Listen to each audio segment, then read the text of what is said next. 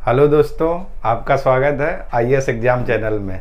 दोस्तों, कल मैंने जो आपकी क्लास जब ली हुई थी तो कुछ मैंने आपके भारत के राष्ट्रीय चिन्हों के बारे में बताया हुआ था, जिसमें से आपने बहुत अच्छे से, ठीक है ना, राष्ट्रगान, जनगण मन, तिरंगा, ठीक है ना, राष्ट्रीय पकवान, इस तरीके की चीज़ों को आपने देखा हुआ था। ठीक, तो जिन लोगों ने नहीं देखा हुआ है तो मेरा पिछला जो वीडियो पड़ा है वो देख लीजिए। ठीक है दोस्तों। और आज दोस्तों इतना इम्पोर्टेंट टॉपिक आपका होने जा रहा है। ठीक, भाग 5 कार्यपालिका। और कार्यपालिका में दोस्तों बात करेंगे राष्ट्रपति। राष्ट्रपति एक ऐसा दोस्तों टॉपिक है जो हर एक एग्जाम में पूछा जाता है। ऐसा कोई एग्जाम नहीं जहाँ से राष्ट्रपति से क्वेश्चन ना आए। ठीक है दोस्तों। तो आप सभी लोग, जो भी लोग हमारे चैनल से जुड़े हुए हैं, आप सभी लोग आ जाइए कॉपी और पेन लेके। बहुत अच्छे से डिटेल के साथ देखेंगे आज दोस्तों भाग 5 और कार्यपालिका के बारे में देखेंगे दोस्तों। ठीक है ना, भाग 5 और कार्यपालिका। तो आप लोग भी अच्छे से आ जाइए दोस्तों। अगर आपको ये वीडियो पसंद आ रहा है, या जो भी तक मैंने अभी तक जितने भी वीडियो बनाए हुए हैं, ठीक, तो आप लोग इन वीडियो को अगर पसंद आ रहा तो आप लोग लाइक करें, सब्सक्राइब करें, शेयर करें। अगर दोस्तों आप लोग अपना कुछ सुझाव देना चाहते हैं कि वीडियो में ये कमी है, या कुछ कम लिखवाया जा रहा है, या कुछ कम पढ़ाया जा रहा है, तो आप लोग दे सकते हो। उस सुझाव को हम लोग देखेंगे और आपकी समस्या का क्या समाधान करेंगे। ठीक, बस आपसे दोस्तों अनुरोध है कि आप लोग कमेंट करिए और जी भर के करिए। ठीक है ना, और बहुत अच्छे से आप लोग क्वेश्चन पूछिए, और हम और हमारी टीम जो है पूरी कोशिश करेंगे कि आपके कमेंट का क्या आंसर दिया जाए। ठीक है ना, तो आप लोग बहुत अच्छे से देखिए। ठीक, आज दोस्तों जो चैप्टर शुरू होगा भाग 5 और कार्यपालिका से लेकर बात करेंगे। कार्यपालिका यानी 52 से 58 तक। ठीक है ना दोस्तों। तो जो भी लोग हमारे चैनल से जुड़े हुए हैं, आप सभी लोग आ जाइए। आप सभी का स्वागत है। ठीक है ना, उम्मीद करते हैं आज की क्लास आप लोगों के लिए बहुत बेहतरीन सी क्लास होगी। ठीक, तो शुरू करते हैं दोस्तों आज की क्लास। ठीक, तो जरा आप लोग देखिएगा भाग 5 कार्यपालिका। ठीक है दोस्तों, क्या लिखा हुआ है? भाग 5 कार्यपालिका। ठीक, और कहां से कहां तक है? आर्टिकल 52 से लेकर कहां तक? 78 तक। ठीक, कार्यपालिका में। ठीक है ना दोस्तों। तो आप लोग ध्यान से रखिए कि भाग 5 आपका कार्यपालिका है, जो अनुच्छेद है आपका कितना? 52 से लेकर 78 तक। ठीक दोस्तों, सबसे पहला आप लोगों के लिए सवाल जो एग्जाम में पूछा जाता है कि निम्नलिखित में से कार्यपालिका के अंग हैं या नहीं है। तो दोस्तों देखिए कार्यपालिका के अंग। ठीक, तो जरा देख लेते हैं कार्यपालिका के कौन कौन से अंग होते हैं। तो आप लोगों को सभी को पता होगा, पहला आपका कौन सा होता है कार्यपालिका के अंग? राष्ट्रपति। ठीक है ना दोस्तों, कार्यपालिका। ठीक, राष्ट्रपति के बाद उपराष्ट्रपति। उपराष्ट्रपति। ठीक है ना दोस्तों। उपराष्ट्रपति के बाद मंत्री परिषद। मंत्री परिषद। ठीक है ना दोस्तों, ये सभी किसके हैं? कार्यपालिका के हैं। मंत्री परिषद के बाद दोस्तों प्रधानमंत्री, नाम सुना होगा, प्रधानमंत्री। और प्रधानमंत्री के बाद दोस्तों आपका कौन सा? महान्यायवादी। महान्यायवादी। ठीक है ना दोस्तों, ये सभी के सभी आपके किसके हैं? कार्यपालिका के अंग हैं। देख कौन कौन से? राष्ट्रपति, उपराष्ट्रपति, मंत्री परिषद, प्रधानमंत्री और महान्यायवादी। तो जो भी लोग हमारे चैनल से जुड़े हुए हैं, आप लोगों के लिए क्वेश्चन है, वर्तमान में हमारे देश के प्रधानमंत्री और राष्ट्रपति कौन है? आप लोग कमेंट करिए। और वर्तमान में इस समय महान्यायवादी कौन है? सभी के सभी लोग कमेंट करिए। मैं जानना ये चाहता हूं कितने लोगों को वास्तव में पता है कि राष्ट्रपति ये है। ठीक, तो अगर आप लोगों को पता है तो आप लोग कमेंट करिए और ज्यादा से ज्यादा। ठीक, तो सबसे पहले देख लेते हैं कार्यपालिका। कार्यपालिका की बात करें इनके अंग, तो कार्यपालिका किससे मिलकर बनी होती है? राष्ट्रपति, उपराष्ट्रपति, मंत्री परिषद, प्रधानमंत्री और महान्यायवादी। ठीक है दोस्तों। इसके बाद देखते हैं दोस्तों 3 शब्द होते हैं, जरा पहले आप उनको समझ लीजिए। एक शब्द होता है कार्यपालिका, एक आपका होता है विधायिका। ठीक है ना दोस्तों, और एक आपका होता है क्या? न्यायपालिका। ठीक, कार्यपालिका, विधायिका, न्यायपालिका। ठीक, अब आप दोस्तों जरा ध्यान से सुनिएगा विधायिका किसे कहते हैं? ध्यान से देखिएगा, विधायिका कानून बनाने का काम करती है। कौन? विधायिका। जैसे केंद्र में संसद, और संसद में लोकसभा राज्यसभा, और राज्य में विधानमंडल, और विधानमंडल में आपके विधानसभा विधान परिषद। ठीक, तो केंद्र में जो कानून बनाती है कौन? संसद, और राज्य में जो कानून बनाती है कौन? विधानमंडल। संसद के कौन से 2 अंग? लोकसभा और राज्यसभा, और विधानमंडल के कौन से 2 अंग? विधानसभा और विधान परिषद। ठीक, तो ये इन सभी चीजों को मिलाकर क्या बोला जाता है? विधायिका। विधायिका, ठीक, और यही विधायिका, ठीक है ना, यही विधायिका कानून बनाने का काम करती है। विधायिका के अंतर्गत संसद, संसद में लोकसभा, राज्यसभा, और राज्य की बात करें, केंद्र का तो ये मामला, अगर राज्य की बात करें तो विधानमंडल और विधानसभा और विधान परिषद। ठीक है ना दोस्तों, तो यानी विधायिका कानून बनाने का काम करती है, और कानून को लागू कौन करता है? कार्यपालिका। कार्यपालिका से मतलब ये, ठीक, इतने अंग है, और ये लोग क्या कानून को लागू करते हैं? कार्यपालिका। और इसके बाद दोस्तों आपकी होती तीसरी न्यायपालिका। ठीक है ना, न्यायपालिका आप लोग समझ रहे होगे, हाई कोर्ट, सुप्रीम कोर्ट। ठीक, अगर इन कानूनों में कोई मतभेद हो जाता है, कोई समस्या होती है, तो उसके लिए कौन बैठी है? न्यायपालिका। ठीक है ना, न्यायपालिका। ठीक, अंतर आपको तीनों में समझ में आया? ठीक, विधायिका कानून बनाने का काम करती है, और कानून कौन बनाता है? संसद। ठीक, संसद में कौन? लोकसभा और राज्यसभा। ठीक है ना, जो मंत्री आपके होते हैं, ठीक है ना, सांसद। ठीक, ये आपके क्या बनते हैं? कानून बनाने का काम करते हैं। अगर राज्य में बात करें तो विधानमंडल, और विधानमंडल में आपके कौन कौन से आते हैं? विधानसभा और विधान परिषद। यानी विधायिका आपकी कानून बनाने का काम करती है, और लागू कौन करता है? कार्यपालिका। ठीक, अगर इनमें कोई मतभेद हो जाता है कानून में, तो दोस्तों कहां पर जाता है? न्यायपालिका के पास। ठीक है ना, आपने बहुत सारी मूवियां देखी होंगी। ठीक, मूवियों में जब मर्डर या कोई भी सीन ऐसा कुछ हो जाता है तो कहां पर जाया जाता है? हमेशा न्यायपालिका में। ठीक है ना, तो वही चीज है। ठीक, कोई भी समस्या आती है कानून में तो हम लोग कहां जाते हैं? न्यायपालिका। ठीक, तो आप देख लीजिए भाग 5 कार्यपालिका 52 से 78 तक। अंग की बात करें तो राष्ट्रपति, उपराष्ट्रपति, मंत्रिपरिषद, प्रधानमंत्री और महान्यायवादी। ठीक है दोस्तों, महान्यायवादी। ठीक है ना, तो ठीक, अब जो दोस्तों चैप्टर जो शुरू होना, ठीक, जरा देखिएगा। ठीक, बात करेंगे किस पर? राष्ट्रपति को लेकर। ठीक है ना, यानी राष्ट्रपति को लेकर क्या बात करेंगे। ठीक, जरा देखते हैं। सबसे पहले हेडिंग डाल लीजिए राष्ट्रपति। जो भी लोग देख रहे हैं क्या हेडिंग लगा लो? राष्ट्रपति। ठीक है ना, ये बात करेंगे। सभी को पता होगा वर्तमान में आपके राष्ट्रपति कौन है? ठीक, कौन है? रामनाथ कोविंद जी। ठीक है ना, आपके वर्तमान में कौन है? रामनाथ कोविंद जी आपके राष्ट्रपति हैं। ठीक, क्या क्या इनकी योग्यताएं होती है, कैसे शपथ लेते, कौन दिलाता है, किसे त्याग पद देते, इनकी शक्तियां क्या है, वेतन कैसे आता है, क्या है, इन चीजों पर डिटेल करते हैं। तो आप लोग हेडिंग लगा लीजिए राष्ट्रपति। और राष्ट्रपति में सबसे पहले एक आर्टिकल आप लोगों ने पढ़ा होगा, आर्टिकल 52। ठीक है ना, और इसमें क्या लिखा होता है?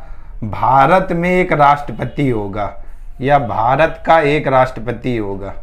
ठीक है ना, ऐसे। ठीक, तो अनुच्छेद जो 52 है ये क्या बताता है? राष्ट्रपति के बारे में। यानी जो अनुच्छेद 52 है क्या बताता है? राष्ट्रपति में के बारे में। ठीक, तो 52 में क्या लिख लेते हैं? भारत का एक राष्ट्रपति होगा, भारत का एक राष्ट्रपति होगा, राष्ट्रपति होगा। ठीक है दोस्तों, और ये किस अनुच्छेद में बात कही गई है? अनुच्छेद 52 में। ठीक है ना दोस्तों, अनुच्छेद 52 क्या बताया गया? कि भारत का एक राष्ट्रपति होगा, और ये अनुच्छेद किस में बात कही गई है? 52 में। इसके बाद दोस्तों अगला जो आर्टिकल है अनुच्छेद 53, मोस्ट इंपॉर्टेंट, और ये आपके एग्जाम के लिए बहुत इंपॉर्टेंट और बहुत पूछा भी जाता है। अनुच्छेद 53 में क्या कहा गया है? संघ की कार्यपालिका शक्ति। ध्यान से देखिएगा दोस्तों, संघ की कार्यपालिका शक्ति। ध्यान से आप लोग देखिएगा, संघ की कार्यपालिका शक्ति राष्ट्रपति में निहित होगी। शक्ति राष्ट्रपति में निहित होगी। राष्ट्रपति में निहित होगी।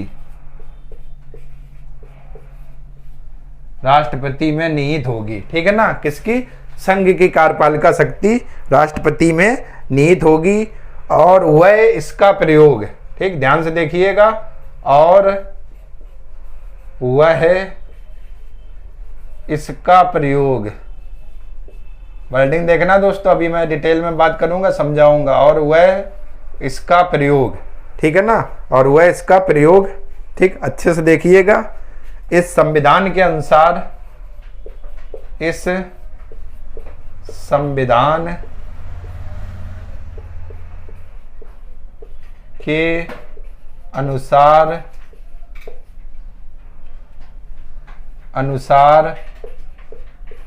स्वयं,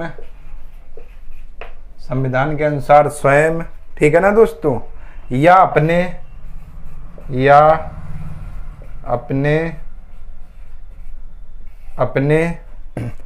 अधीनस्थ अधिकारियों के द्वारा करेगा। अधीनस्थ अधिकारियों के द्वारा करेगा। अधीनस्थ अधिकारियों के द्वारा करेगा। अधिकारियों के द्वारा करेगा। द्वारा करेगा, ये, ठीक है ना दोस्तों, ये, ठीक। सबसे पहले क्या बताएगा? राष्ट्रपति, यानी अनुच्छेद जो 52 है वो क्या बताता है कि भारत का एक क्या होगा? राष्ट्रपति होगा, ठीक है ना। इसके बाद जो आर्टिकल 53 कहता क्या? कि संघ की कार्यपालिका शक्ति, ठीक है ना। संघ मतलब केंद्र, केंद्र की जो कार्यपालिका शक्ति है वो किसमें निहित होगी? राष्ट्रपति में निहित होगी। मतलब क्या हुआ? यानी जितने भी कार्य किए जाएंगे वो सभी के सभी राष्ट्रपति के नाम से ही क्या किए जाएंगे। यानी जो केंद्र की कार्यपालिका शक्ति है वो राष्ट्रपति में निहित है, ठीक। और वह इसका प्रयोग संविधान के अनुसार, यानी जो संविधान में दिया गया है, स्वयं और अपने जो भी उसके पास में अधिकारी हैं, अधीनस्थ का मतलब जो भी उसके अंडर में काम कर रहे होते हैं, अधिकारी होते हैं, ठीक है ना, उनके अनुसार क्या कार्य करेगा। और आपको मालूम क्या है, ठीक है ना, ठीक, जो वास्तविक अपने यहाँ शक्ति होती है, ठीक है ना, व्यक्तिगत तो क्या राष्ट्रपति, लेकिन जो वास्तविक शक्ति होती है वो प्रधानमंत्री के हाथ में होती है। आप सभी को क्या होगा? पता होगा। लेकिन जो भी कार्य किए जाते हैं, ठीक, वो सभी के सभी किसके? राष्ट्रपति के ही नाम से किए जाते हैं। और यही जो आर्टिकल 53 में बात कही गई क्या? कि संघ की जो कार्यपालिका शक्ति होगी, संघ मतलब केंद्र, ठीक है ना, केंद्र की कार्यपालिका जो शक्ति होगी वो राष्ट्रपति में निहित होगी। वह इसका प्रयोग संविधान के अनुसार, यानी संविधान का उल्लंघन नहीं करना है, ठीक है ना, संविधान के अनुसार चलना है। यानी संविधान हमें क्या बताता है, कैसे कैसे हमें शक्ति का प्रयोग करना है, तो ये हमें किसमें? संविधान के दायरे में रहकर करना है। यानी संविधान के अनुसार स्वयं और, ठीक, हमारे जो अधिकारी हैं, ठीक है ना, अधीनस्थ, ठीक, उनके द्वारा क्या किया जाएगा? इस शक्ति का क्या प्रयोग, ठीक। ये आर्टिकल कौन सी बात कहता है? आर्टिकल 53, ठीक। तो ध्यान रखिएगा दोस्तों, जो आर्टिकल आपका 53 है ये आपके एग्जाम के लिए, ठीक है ना, मोस्ट इंपॉर्टेंट रहेगा और बहुत ये पूछा जाता है, ठीक है ना दोस्तों, ठीक। तो कार्यपालिका के देख लेते हैं भाग 5, कार्यपालिका 52 से 78। अगर कार्यपालिका के अंग की बात करें तो इसमें राष्ट्रपति, उपराष्ट्रपति, मंत्रिपरिषद, प्रधानमंत्री और महान्यायवादी क्या शामिल होते हैं। जिसमें से मैंने पहला जो टॉपिक लिया था राष्ट्रपति, ठीक है ना, ठीक है ना, राष्ट्रपति लिया गया था। तो राष्ट्रपति, तो इसमें बात करते हैं 52, अनुच्छेद 52 क्या कहता है? भारत का एक राष्ट्रपति होगा, ठीक। इसके बाद अनुच्छेद 53 क्या कहता है? संघ की कार्यपालिका शक्ति राष्ट्रपति में निहित होगी और वह इसका प्रयोग इस संविधान के अनुसार स्वयं या तो अपने अधिकारियों के द्वारा करेगा, ठीक। यहां तक दोस्तों बिल्कुल आप लोगों को क्लियर हो गया होगा, उम्मीद करते हैं, ठीक। तो पहले आप लोग इतने का स्क्रीनशॉट ले लीजिए, इसके बाद कौन कौन सा आर्टिकल है उन पर बात करते हैं। पहले आप लोग जरा स्क्रीनशॉट ले लीजिए इतने का।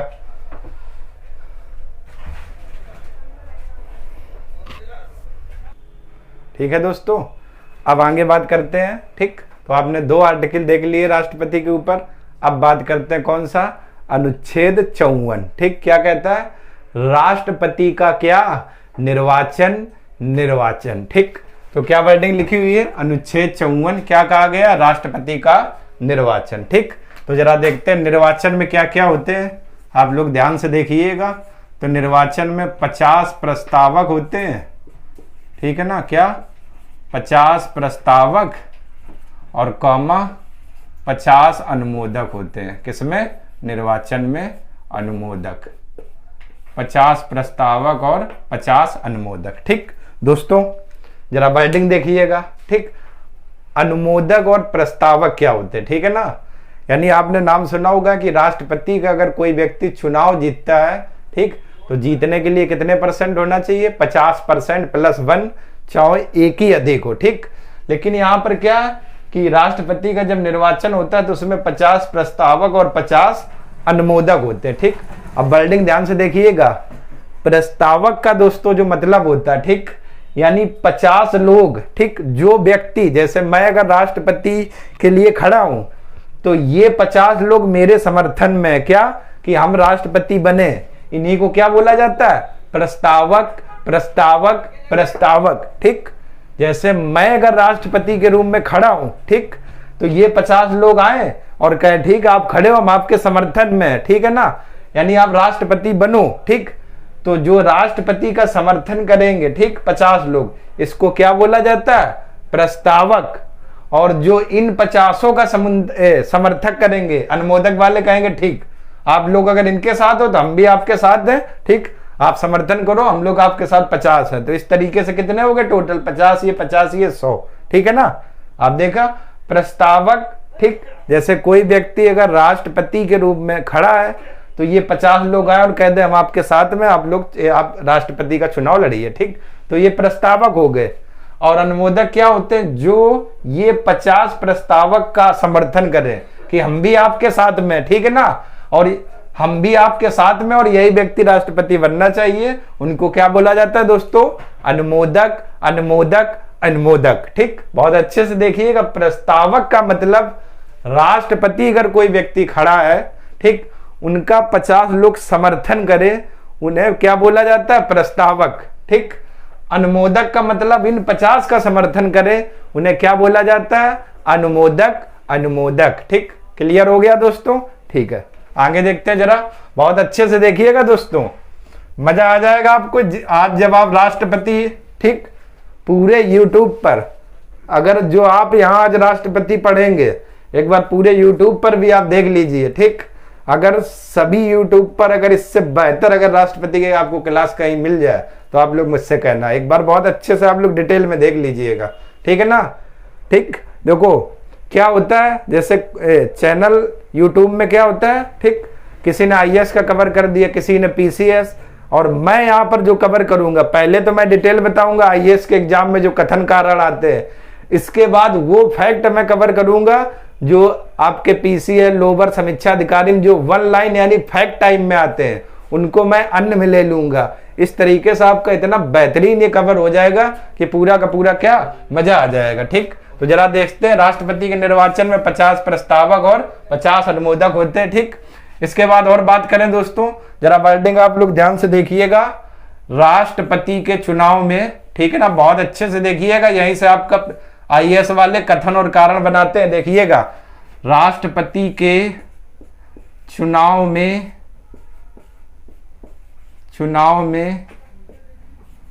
संसद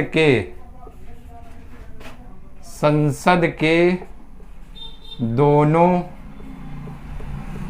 सदनों के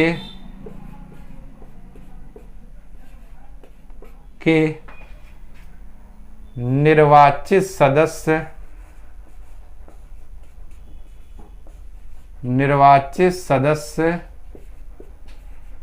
भाग लेते हैं। ठीक है ना दोस्तों, क्या हो गया, भाग लेते हैं। ठीक है दोस्तों। अब दोस्तों दो वर्डिंग, एक आता है निर्वाचित और एक मनोनीत। निर्वाचित का मतलब जो चुनाव के द्वारा है, और मनोनीत का मतलब स्वयं व्यक्तियों के द्वारा किया जाता है। जैसे मैं हूं और मैं कह दूं ये फला लड़का मैंने मनोनीत किया है, अब आप सभी लोगों को इन्हीं की आज्ञा मानना पड़ेगी। ठीक, मनोनीत का मतलब होता है यानी स्वयं के द्वारा मनोनीत करना। निर्वाचित का मतलब आपका क्या, चुनाव के द्वारा होता है। ठीक, तो राष्ट्रपति के चुनाव में क्या है, संसद के दोनों सदनों के क्या, निर्वाचित सदस्य, ठीक है ना, संसद के दोनों सदनों के निर्वाचित सदस्य तथा राज्य विधानसभाओं के निर्वाचित सदस्य। इसके बाद यहां लिख लेते हैं, संसद के दोनों सदनों के निर्वाचित सदस्य तथा राज्य विधानसभाओं के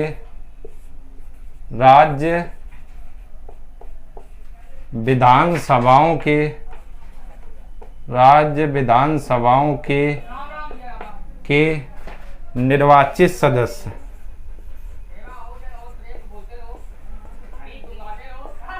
निर्वाचित सदस्य, ठीक है ना। वर्डिंग दोस्तों बहुत अच्छे से देखिएगा, निर्वाचित सदस्य, ठीक। और केंद्र शासित प्रदेश, निर्वाचित सदस्य और केंद्र शासित प्रदेश, केंद्र शासित प्रदेशों के, ठीक, केंद्र शासित मतलब, ठीक, जिन पर नियंत्रण किसका, केंद्र सरकार का। तो केंद्र शासित प्रदेशों की विधानसभाओं के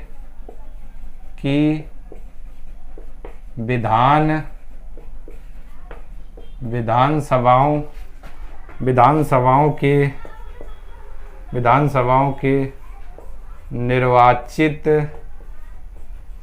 सदस्य भाग लेते हैं,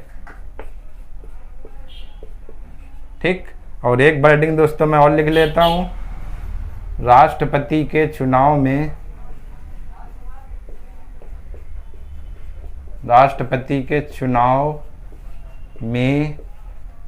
मनोनीत सदस्य भाग नहीं लेते हैं, सदस्य भाग नहीं लेते हैं, ठीक। ये देखिएगा दोस्तों, ठीक है ना, यहां पर देखिएगा, ठीक, बहुत अच्छे से देखिएगा। जिनको सिविल का एग्जाम देना है यानी आईएएस को, ठीक है दोस्तों, आईएएस वाले विशेष ध्यान दे जो लोग तैयारी कर रहे हैं। यहाँ पर वर्डिंग देखिएगा, कथन में कैसे क्वेश्चन बनेगा। पहला कथन आपसे पूछेगा, ध्यान से देखिएगा और आप लोगों को, ठीक, क्या पूछेगा देखते हैं दोस्तों। आपसे कथन में पूछेगा, पहला कथन लिखा होगा कि निम्नलिखित में से राष्ट्रपति के चुनाव में, ठीक है ना, वर्डिंग देखिएगा, पहला कथन लिखेगा निम्नलिखित में से राष्ट्रपति के चुनाव में संसद के दोनों सदनों के निर्वाचित सदस्य भाग लेते हैं। और दूसरा कथन लिखा होगा कि राष्ट्रपति के चुनाव में संसद के निर्वाचित और मनोनीत दोनों सदस्य भाग लेते हैं। फिर ऑप्शन दिए होगा, पहला ए सही है, दो सही है, दोनों सही है, इनमें से कोई नहीं, ठीक। तो आपके सामने दिख रहा है, संसद के दोनों सदन का मतलब लोकसभा राज्यसभा के कौन से सदस्य, निर्वाचित मतलब जो चुनाव के द्वारा आते हैं, और मनोनीत स्वयं व्यक्ति के द्वारा किया जाता है, ठीक है ना। यानी संसद के दोनों सदनों के कौन से, निर्वाचित सदस्य। इसके बाद राज्य की जो विधानसभाएं हैं वहां के निर्वाचित सदस्य, और केंद्र शासित प्रदेश, ठीक, केंद्र शासित प्रदेशों की, ठीक, यानी दिल्ली और पुदुचेरी, ठीक है ना, केंद्र शासित प्रदेशों की जो विधानसभाएं हैं वहां के निर्वाचित सदस्य राष्ट्रपति के चुनाव में क्या, भाग लेते हैं, ठीक। अब आपको याद कैसे करना दोस्तों, सिर्फ इतना ध्यान रखना है कि राष्ट्रपति के चुनाव में निर्वाचित सदस्य भाग लेंगे, मनोनीत भाग नहीं लेंगे, ठीक है दोस्तों। फिर आप देख लीजिए, जो आईएएस में प्री में जब सवाल बनेगा तो यही आपकी वर्डिंग सेम कथन कारण पर लिखी होगी।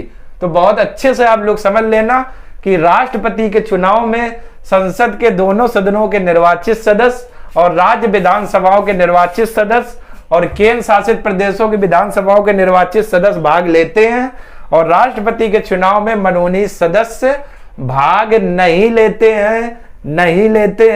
लेते, ठीक दोस्तों। ध्यान देखिए, ये वर्डिंग कई बार आईएएस के एग्जाम में प्री में यही कथन कारण बना के पूछी गई है, ठीक। क्लियर हो गया होगा, ठीक है ना। मनोनीत और निर्वाचित में आज आप लोग अंतर भी समझे होंगे।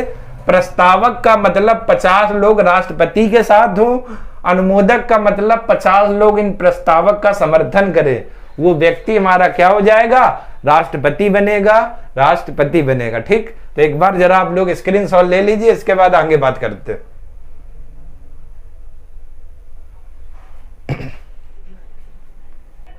ठीक है दोस्तों, अब देखते हैं कौन सा, अनुच्छेद 55 और क्या बात कहेगी, निर्वाचन की प्रक्रिया। ठीक, इसको दोस्तों जरा आप लोग बहुत अच्छे से समझना, क्योंकि जो दुनिया की कंफ्यूजन रहती है वो आपके अनुच्छेद 55 में ही रहती है। ठीक, तो सबसे पहले देख लेते हैं निर्वाचन की प्रक्रिया।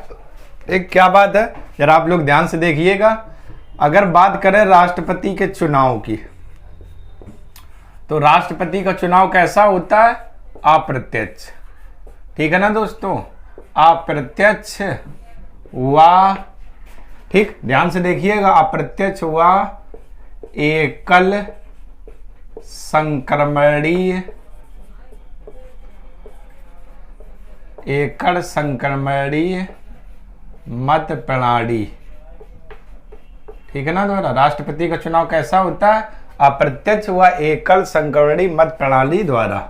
ठीक है ना, ऐसे क्या चुने जाते हैं, राष्ट्रपति चुने जाते हैं। ठीक है ना, कैसे, ठीक, निर्वाचन की प्रक्रिया में चुनाव कैसा होता है, अप्रत्यक्ष व एकल संक्रमणीय मत प्रणाली के द्वारा क्या होता है, राष्ट्रपति का चुनाव होता है। ठीक है ना, अब दोस्तों जरा देखिएगा, एक वर्ड लिखा हुआ है अप्रत्यक्ष। ठीक है ना, वर्डिंग देखिएगा, अप्रत्यक्ष। तो सबसे पहले आप लोग समझ लीजिए अप्रत्यक्ष क्या होता है। ठीक, बहुत अच्छे से देखिएगा दोस्तों, अप्रत्यक्ष। जैसे देखिएगा, अप्रत्यक्ष पहले बात कर रहे हैं दोस्तों, आप लोग बहुत अच्छे से समझिएगा अप्रत्यक्ष। जैसे देखिएगा, ये आपकी क्या हो गई, जनता। ठीक है ना दोस्तों, जनता, और ये हो गए सांसद। ठीक है ना, सांसद, और ये आपके क्या हो गए, विधायक। ठीक, बहुत अच्छे से आप लोग देखिएगा अप्रत्यक्ष का मतलब। ठीक, जनता क्या करती है, और ये हमारे हो गए राष्ट्रपति, राष्ट्रपति। ठीक, अप्रत्यक्ष का मतलब मैं समझा रहा हूं, वोट आप ही का होगा, लेकिन अप्रत्यक्ष का मतलब देखिएगा, वोट आप लोगों का ही होगा, लेकिन वो सीधे ना जाकर अप्रत्यक्ष रूप से राष्ट्रपति पर पहुंचता है, और तब राष्ट्रपति का क्या होता है, चुनाव होता है। कैसे होता है, देखिए ध्यान से, ये हो गई जनता, जनता वोट डालती है। ध्यान से आप लोग देखिएगा, यहां पर ये वर्डिंग, जनता किसे वोट डालती है, सांसद और विधायक को। ठीक है ना, वोट, जनता जो वोटिंग करती है, जनता वोट, और इधर वोट, जनता जो वोट डालती किसे डालती है, सांसद और विधायक को, और यही सांसद और विधायक मिलकर किसका चुनाव करते हैं, राष्ट्रपति का। ठीक है ना, इसी को क्या बोला जाता है, अप्रत्यक्ष। मतलब क्या हुआ, वोट ये आपका है, तो ये ऐसे ना जाके, ठीक है ना, ऐसे नहीं जा रहा, कैसे जा रहा, ऐसे करके ऐसे जा रहा आपका वोट, ये ऐसे करके ऐसे जा रहा वोट। ठीक है ना दोस्तों, जरा वर्डिंग देख लीजिए एक बार बहुत अच्छे से। ठीक है ना, वोट है आप ही का, लेकिन आप लोग क्या डायरेक्ट राष्ट्रपति को देते हो, नहीं देते हो ना, पहले किन्हें आप वो देते हो, सांसद को और विधायक को, और ये दोनों मिलकर किसका चुनाव करते हैं, राष्ट्रपति का। इसी को बोला जाता है अप्रत्यक्ष। ठीक, अप्रत्यक्ष का मतलब दोस्तों, वोट आप ही का होगा, लेकिन वो प्रत्यक्ष ना जा रहा, प्रत्यक्ष के रूप में नहीं जा रहा होता, किसके, अप्रत्यक्ष के रूप में। क्यों, क्योंकि हम लोग सांसद और विधायकों को वोट देते हैं, और ये लोग चुनकर किसका निर्माण करते हैं, भारत के राष्ट्रपति का, भारत के राष्ट्रपति का। ठीक है दोस्तों, ये यहां तक आप लोगों को क्लियर समझ में आ गया होगा। ठीक है ना, यानी वोट हम ही लोगों का होता है। ठीक, लेकिन हम लोग क्या सीधे ना देकर कैसे देते हैं, ठीक है ना, अप्रत्यक्ष के रूप में। तो आप लोग अप्रत्यक्ष का मतलब समझ गए। अप्रत्यक्ष का मतलब, ठीक, हम लोग सांसद और विधायक को वोट देते हैं, और ये लोग चुनकर किसका चुनाव करते हैं, राष्ट्रपति। ठीक दोस्तों, तो आप लोग समझ गए होंगे इतना। इसके बाद ठीक, आप पहले इतने का स्क्रीनशॉट ले लीजिए, इसके बाद आगे बात करते हैं। ठीक है ना, पहले आप लोग इतने का स्क्रीनशॉट ले लीजिए, आगे बात करते हैं। ठीक है ना, आप अप्रत्यक्ष का मतलब समझ गए दोस्तों। ठीक, अब बात करते एकल संकड़ी मत प्रणाली क्या होती है। ठीक, तो इतना आप लोग समझ गए होंगे। ठीक, तो जरा इसको रब कर देते हैं, इसके बाद देखते हैं दोस्तों एकल संक्रमणी मत प्रणाली क्या होती है। ठीक है ना दोस्तों, एकल संक्रमणी मत प्रणाली क्या होती है। ठीक दोस्तों, अब आप देखिएगा बहुत अच्छे से, एक वर्ड आया हुआ है एकल संक्रमणी मत प्रणाली। ठीक, इस प्रणाली का मतलब ये होता है वरीयता के क्रम में वोट। इसका मतलब ये होता है वरीयता के क्रम में, वरीयता के क्रम में। ठीक है ना। अब दोस्तों वरीयता का मतलब क्या हुआ जरा देख लेते हैं। ठीक, जैसे ठीक आप लोग देखते हैं जरा, जैसे डिटेल में बात कर लेते हैं। ठीक है ना दोस्तों, जरा देखते हैं आप लोग वरीयता का मतलब देख लेते हैं। ठीक है ना, क्या है। ठीक, जरा देखते हैं। ठीक, सबसे पहले देख लीजिए दोस्तों, मान लेते हैं हमारे ए और बी और सी 3 कैंडिडेट है। ठीक है ना, यानी ए बी और सी। ठीक, अब मान लेते ए वाला व्यक्ति वोट डालने गया। ठीक, ठीक है ना, ए वाला व्यक्ति क्या वोट डालने गया। ठीक, यानी वरीयता के क्रम में है। ठीक है दोस्तों, वरीयता क्रम में। एकल संकड़ी मत प्रणाली का मतलब क्या होता है वरीयता क्रम में। जैसे वरीयता क्या होती है, जैसे ध्यान से देखो, आपके पास ए बी सी 3 कैंडिडेट है। ठीक, कोई व्यक्ति वोटिंग करने गया। ठीक है ना, ध्यान से देखिएगा, 3 कैंडिडेट है, कोई व्यक्ति वोटिंग करने गया, उसने ये कहा पहले नंबर पे कौन ए जीत जाए। ठीक, अगर बाई चांस नहीं जीतते हैं, ठीक है ना, पहले नंबर पे, ठीक, पहले नंबर पे उन्होंने ए को दे दिया। इसके बाद कहा चलो ठीक, अगर पहले पर नहीं है, ये नहीं जीत पाते हैं, तो दूसरे पर हमारे कौन बी रहे। ठीक, या मान लेते अगर इन दोनों में कोई नहीं आता तो हमारा कैंडिडेट ये रहे। ठीक है ना, वरीयता का मतलब यही तो होता है ना, कि हो सकता है पहले नंबर पे हमारा बी रहे। ठीक, अगर ये नहीं जीत पाते तो ये रहे, ये नहीं जीत पाते तो ये रहे। ठीक, वरीयता का मतलब ये होता है। ठीक है ना, वरीयता क्रम में। ठीक, या इसे आप ऐसे समझो, जैसे आपकी कहीं नौकरी लग गई। ठीक, अब आप जहाँ पर रहते हो, जिस जिले में या कहीं पर भी रहते हो, तो जब भी आपकी जॉब लगेगी तो आप तो यही तो चाहोगे कि मुझे ठीक जहाँ मेरा घर है वहाँ से कहीं पास मिल जाए, अपने घर के आसपास आ जाए, तो वहीं से जॉब करते रहे। ठीक, जैसे क्या होता है, जब भी आपका एग्जाम होता है तो उसमें 3 विकल्प होते हैं और एग्जाम सेंटर भरवाया जाता है। कैसे भरवाया जाता है, जैसे आप लोग औरैया के हो, ठीक, कोई और कहीं का है, ठीक, कोई कानपुर का, कोई और कहीं का है। ठीक, तो पास वाले तो यही सोचेंगे कि सबसे पहले हमें क्या औरैया ही मिल जाए। अगर बाई चांस औरैया सेंटर नहीं मिलता है, ठीक, तो यहाँ से थोड़ी दूर पे इटावा है तो इटावा मिल जाए। ठीक है ना, एग्जाम सेंटर।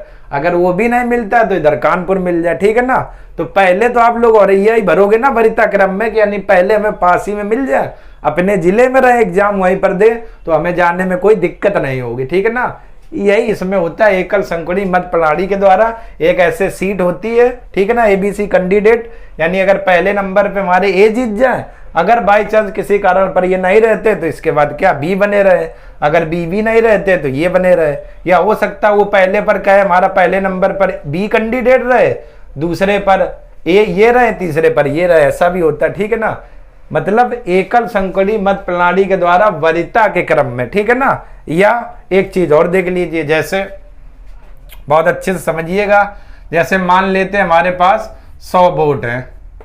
ठीक है ना, और ए बी और सी कैंडिडेट हैं। ठीक, मान लेते ए को 40 वोट मिले और सी को 25 मिले। ठीक है ना दोस्तों, ए को 40 मिले, सी को 25 और इनको कितने मिल गए 35। ठीक है ना, 35, टोटल कितने हो गए 100।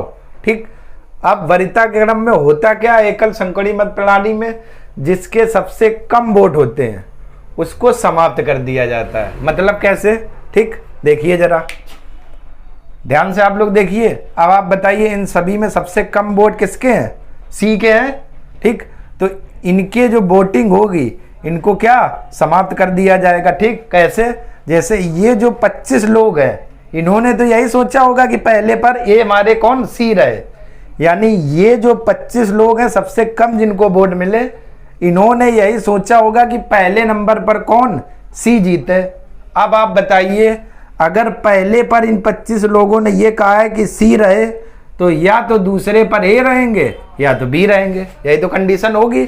और सबसे कम वोट सी के हैं तो इनको समाप्त कर दिया जाता है। और ये जो 25 दिए गए, इसका मतलब ये हुआ कि इन 25 लोगों ने ये सोचा होगा कि हमारा पहले नंबर पर सी रहे, ठीक। अगर पहले पर सी है, ठीक है ना, तो दूसरे पर आप बताइए या तो ए रहेगा या तो बी रहेगा, ठीक। अब जब इनको समाप्त कर दिया गया तो मान लेते हैं कि ए और बी ये दो लोग हो गए, तो इन 25 में से मान लेते हैं ए को 8 वोट मिल गए और बी को कितने मिल गए, 17 मिल गए, ठीक है ना।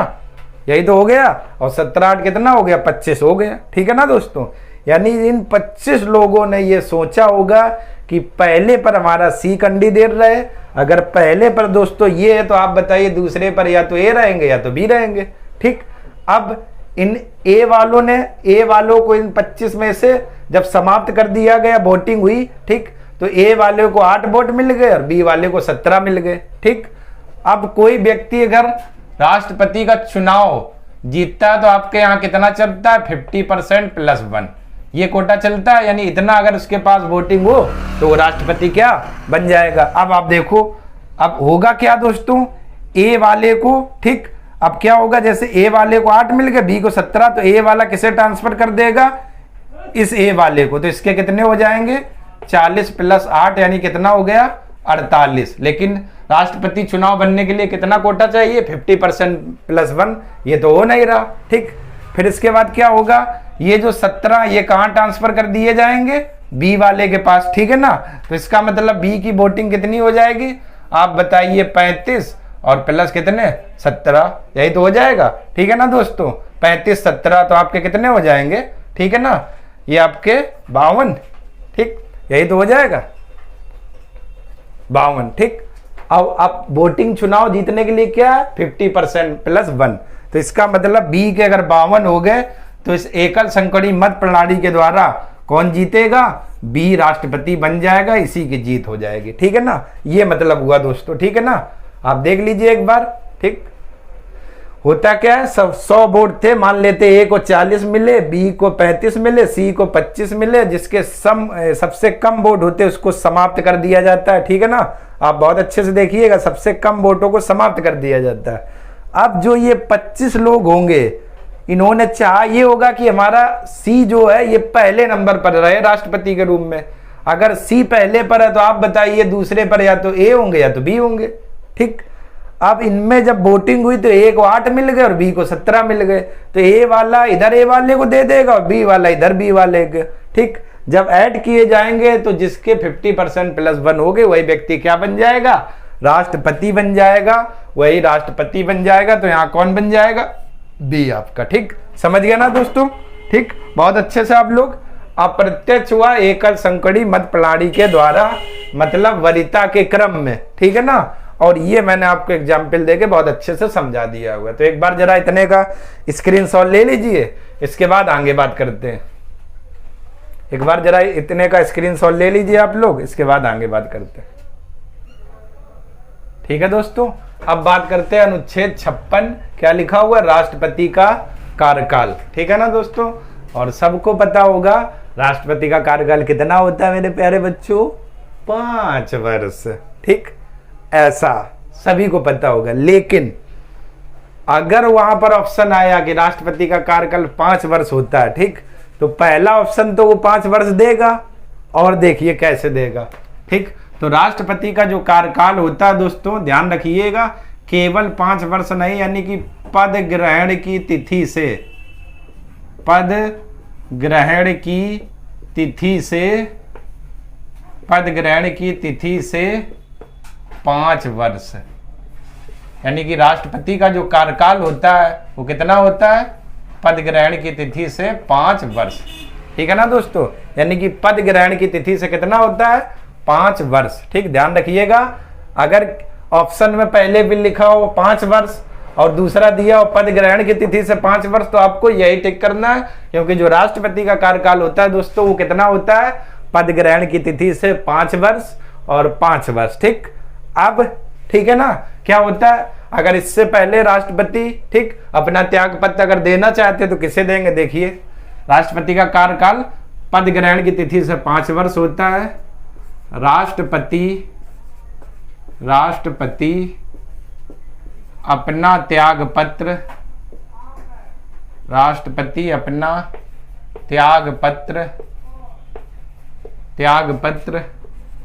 उपराष्ट्रपति को देते हैं। उपराष्ट्रपति को देते हैं। उपराष्ट्रपति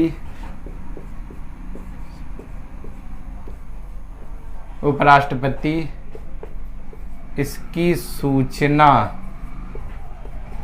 सबसे पहले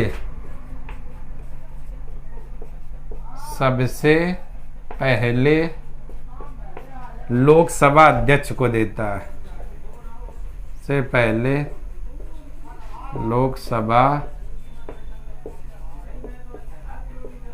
लोकसभा अध्यक्ष को देता है।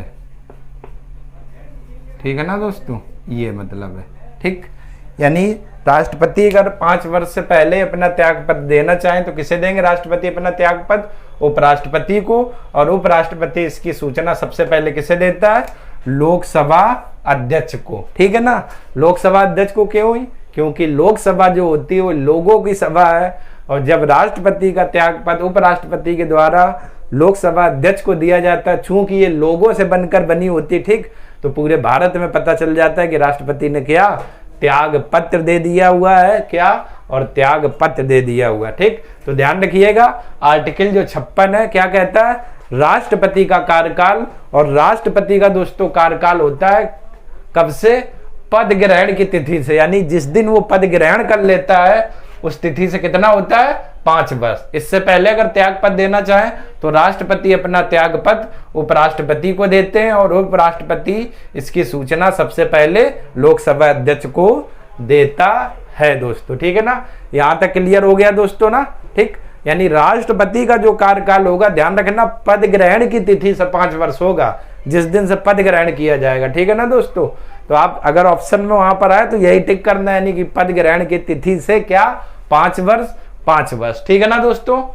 ठीक, तो एक बार देख लेते हैं राष्ट्रपति का कार्यकाल। अनुच्छेद 56 पद ग्रहण की तिथि से 5 वर्ष होता है।